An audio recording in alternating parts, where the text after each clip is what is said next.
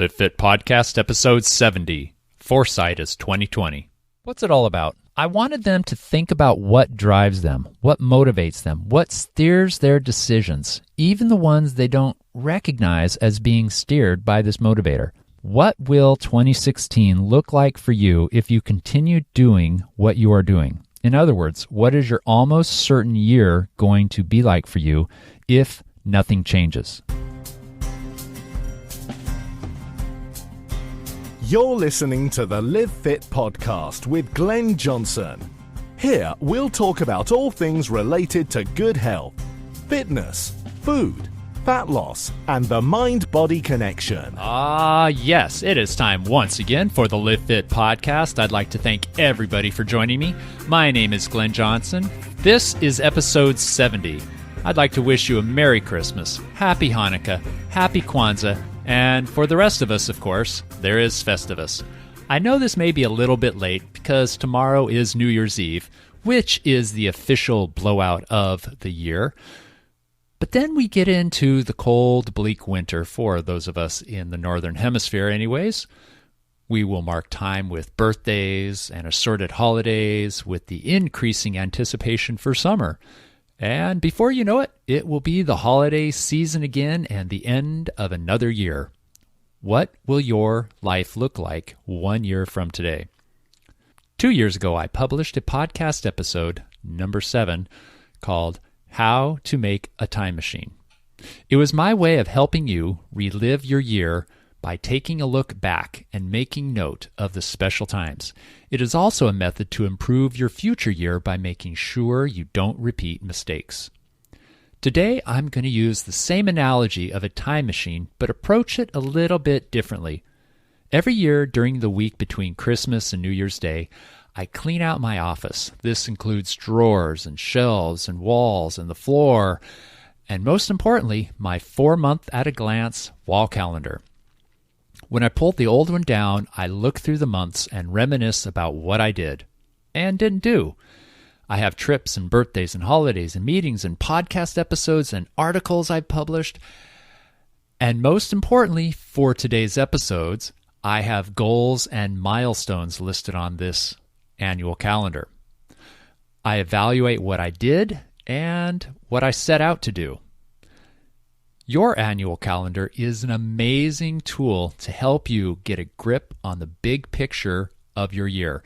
It'll help you slow down as you remember the things you did, and it can help you plan your future. My time machine will give you 2020 vision into your future. So listen closely if you want to have the best year you've ever had, and you will be able to check off those things that are holding you back. And you will be able to live healthy, fit, and free for life. What's it all about? I asked my newsletter subscribers this question a couple weeks ago. I wanted them to think about what drives them, what motivates them, what steers their decisions, even the ones they don't recognize as being steered by this motivator. So what's it all about? The answer that came to your mind before the answer that came to your mouth is probably the true one and the one that steers your thoughts and actions. You may or may not have been aware of this pull, but it's there. Put that answer aside for now. We'll need it later. I'm going to give you 4 steps or exercises to help you create your goals or changes that will help you live a better life. I'm going to give you several things to do in this episode that will probably be easiest if you are at home or in an office and can write things down.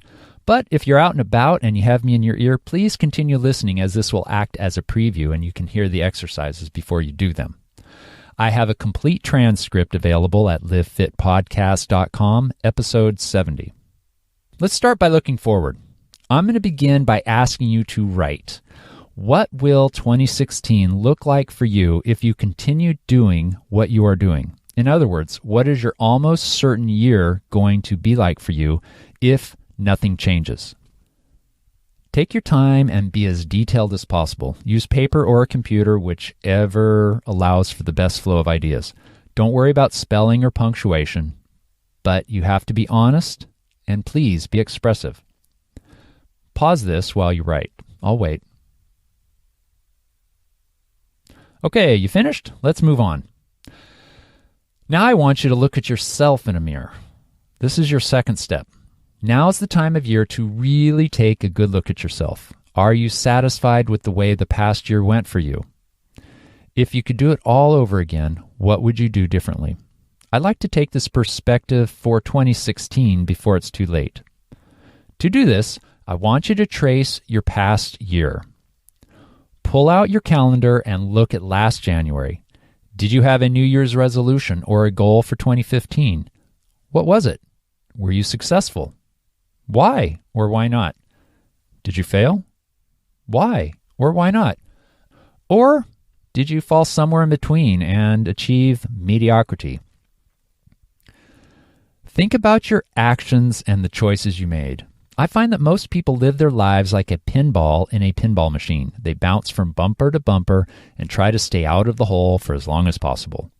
They get up and follow their routines and patterns day after day, even if those routines are not leading them in the direction they want to go. Are you going to live by fiat and just let things happen to you, or are you going to make your life better? Think of the things you just wrote about your almost certain future. Are you happy with it? Or would you like it to be better? We all get caught up in our day-to-day and hour-to-hour lives. This is understandable because it is really hard to see the entire forest when you're standing in the middle of it. So I want you to look over your calendar. This will allow you to see the entire year and narrow your focus to a month or a day. Number 3, it's time to look back using your rearview mirror. Here's what I'd like to do next. Grab a big piece of paper or perhaps an Excel spreadsheet if you are comfortable with that. At the top, I want you to write all the months in order. Under each month, you're going to write the notable things that happened that are of significance. Some suggestions would be goals and milestones you set and the successes you had or didn't have. Vacations, big purchases, any significance at your job, such as promotions, demotions, transfers, etc. Compile all these things in the columns below the month so you have a summary of your year right in front of you. If you are not successful at reaching a goal, decide why not. With your calendar in front of you, many things will become obvious. Time is most people's excuse for not accomplishing what they set out to do, yet people tend to make time for what they want to have time for. So let's not use that tired excuse, okay? We're going to make time for the things we need to do, such as accomplishing the goals that you're deciding today that are important to you. While doing this, it's important to be honest. If you want to improve your life in some way, you must be able to face your shortcomings and find a way to keep them from ruling you. Please keep in mind that none of this is intended to belittle or demotivate you. Quite the opposite, in fact.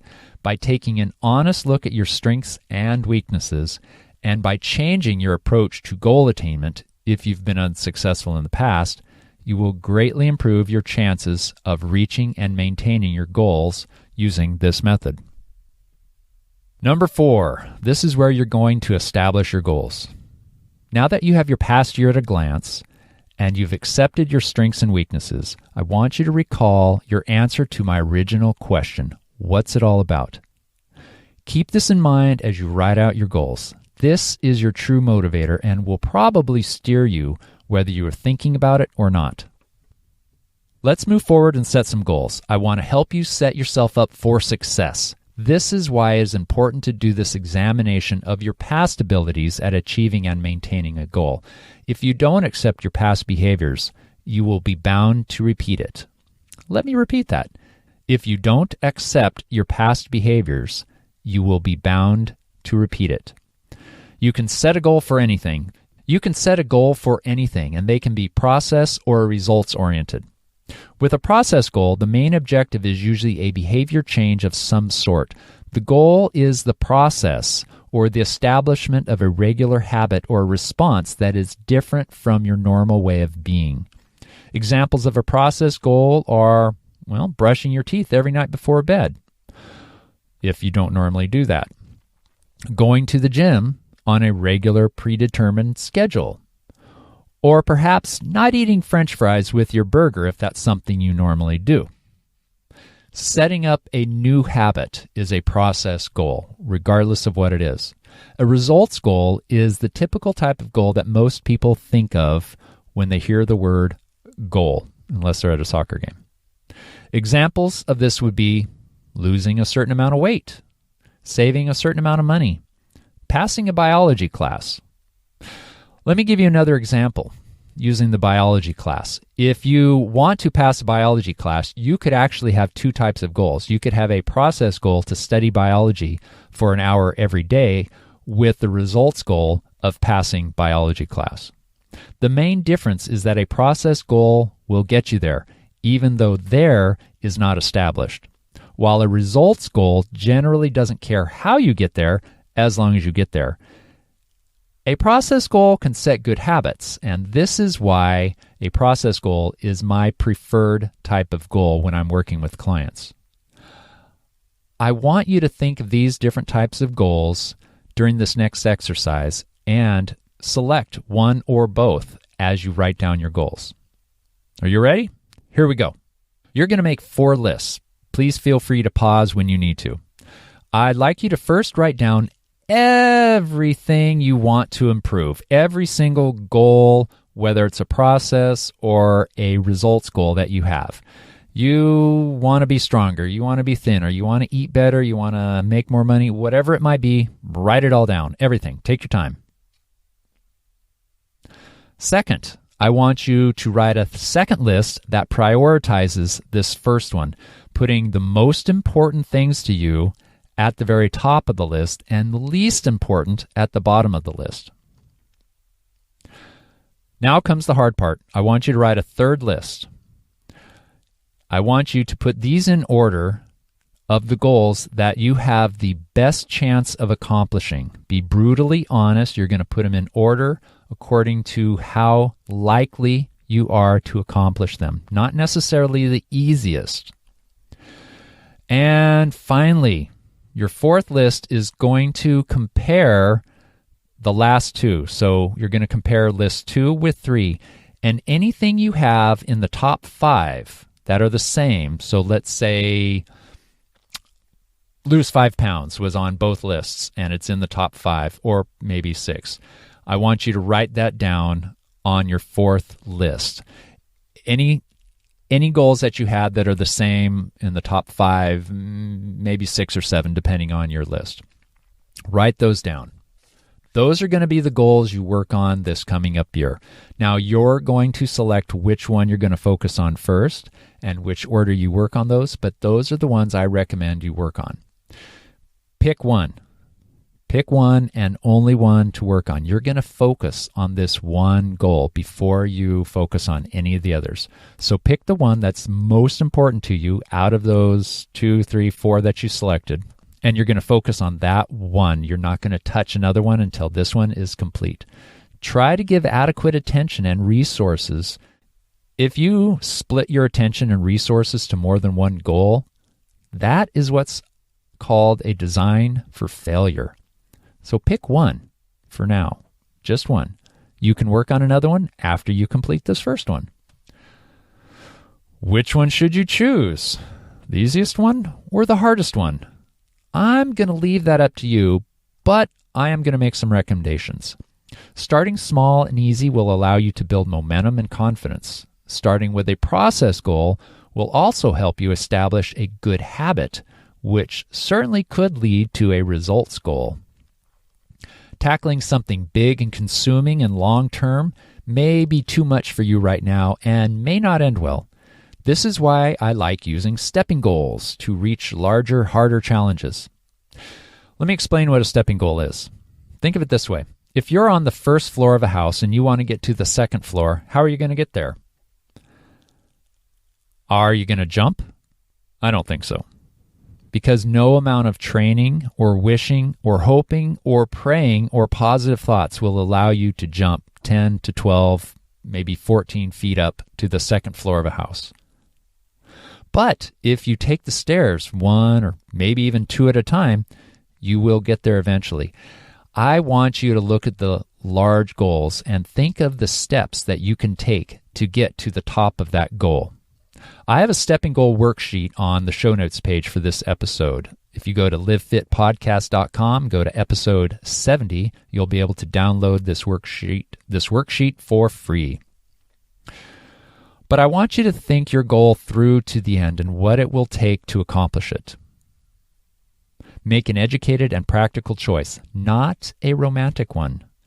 You make the call. I've taken you this far. I want you to make a good decision with this. Now, it doesn't mean, none of this means that your goal will be easy.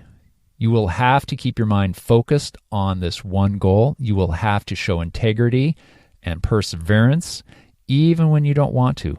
You will have to keep your goal, and most importantly, the process for achieving your goal, ever present in your mind. You will have to set your mind on this accomplishment. But let me tell you this, it will take energy and attention at first, but you know what? It won't take as much after a while. You'll fall into a rhythm and a pattern. As your mindset shifts into your new pattern, your new behavior, it will become so much easier. So if it's really hard at first, please don't give up right away. Push through, push through, push through. There will be a dip somewhere in the middle, I assure you. You'll want to quit. You'll think that you can't do it. The light at the end of the tunnel seems really dim. This new goal is no longer fun and new and exciting. You're just going to want to give up and say, never mind, it's not worth it. But listen, if you're writing it down now and you're listening to everything I'm saying and you follow through with my advice, it's worth it. It is. If you're putting this much effort into it now, it's worth it later. If the goal is important enough to do all this to, it is important enough to follow through until the end, until success. So let's use our mental time machine to jump into the future 1 year from today. Where will you be physically, emotionally, or spiritually? Picture yourself doing the exact same exercise of looking over your calendar, mapping out your summary of the year, looking over the goals you set for yourself today, and then evaluating them. How did you do? Ask yourself this important question. What could I have done better? Anything? Granted, you don't know what will happen in the future. But if you take a look at your current lifestyle and job and habits, you can probably make a pretty good guess as to what you will do over the next year and where you'll be a year from today. There will certainly be the unforeseen, but I'd like you to focus on the predictable, the foreseen. You know what your life is like. You know some of the things that get in the way. I don't want you to be an ostrich burying your head in the sand to things that might happen and disrupt your path to perfection. This is the time to acknowledge your probable, almost certain future 1 year from today if you keep doing what you're doing or if you make these changes that you're laying out right now. There will be obstacles. I want you to plan ahead. Have a contingency for many different obstacles. An example of this would be keeping a spare set of workout clothes in your trunk. So when you go to the gym and you forgot your gym bag, you can still work out. Or maybe having a workout you do at home. Maybe going for a run instead of the gym will work. Something is going to come up and get in your way, but I want you to just sidestep it, bounce around it, leap over it. Whatever it takes, keep moving forward. So now that you have the image in your head of your life 1 year from today, you can now jump back to present day, today, and make a plan to steer the course you need for the result that you want. Not the one that accidentally will fall into your lap like a pinball. Be proactive. What's it all about for me? It's about doing my best to be my best, looking within and making corrections. Nobody's perfect. What would perfect look like anyways? But I and you can be better. We can be better than we have been. My dad once said, it's okay to make a mistake as long as you learn from it. And I completely agree. I subscribe to the scientific method and view each mistake and failure as a learning opportunity and a foundation to my knowledge. When I learn how to do something, I also like to learn how to not do it. This knowledge gives me the foundation and security to know what is right and why, and what is wrong and why. This is also why I prefer working with people that are over the age of 40. They tend to be more realistic. There's a downside, though, is they often have limiting beliefs on what they think they can't do. But I can help with that. Learn from your mistakes and grow. Focus on that one thing you want to change, no matter how long it takes. If you accomplish one goal all year, that's a success. If you manage to change 2 or 3 behaviors, that is exceptional, but I don't want you to go into this thinking that you can do that. Just wait and see. Focus on that one thing, then move on to the second. So my goals for this year are to continue my push to convert 1 million people to a fit and healthy lifestyle who are not currently on that path. I plan to do this by producing the best and most helpful content in my podcasts and articles, to constantly improve my programs, to increase my knowledge and hone my craft. I'm going to continue my education in coaching, behavior change, nutrition, and weight loss. You can help me with my goal to convert 1 million people. Simply by sharing this podcast, my articles, telling your friends, convince them, teach them anything that you learn here. Let them see that good health and fitness is not hard. It's not a prison sentence. It really isn't. You can have fun and enjoy life and eat healthy foods with the occasional junk food thrown in there and holidays, etc. So let's make 2016 our best year yet. What do you think? You with me? I'm going to end this episode with a quote from A.A. Milne by way of Winnie the Pooh. Pay attention to where you are going, because without meaning, you might get nowhere. Now, go get 'em. Thank you for listening to this episode of the Live Fit podcast. Please keep those reviews coming in iTunes and Stitcher Radio. You can subscribe, read show notes, articles, resources, and learn more about the weight management programs at livefitpodcast.com.